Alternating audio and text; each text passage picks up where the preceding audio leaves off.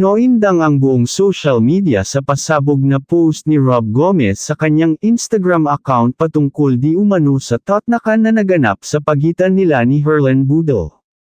Makikita sa palitan ng mensahe ng dalawa ang di umano'y lihim na pagkikita at ang pinagsasaluhan nila sa ibabaw ng kama. Tila hindi naman makapaniwala ang mga netizens na magagawang sirain ni Rob Gomez ang kanyang sarili sa buong social media. Hinala nila, mismong asawa umano nito ang nag-post ng lahat ng kababoyan na ginawa nila ni Herlen Budol matapos malaman ang conversation ng dalawa.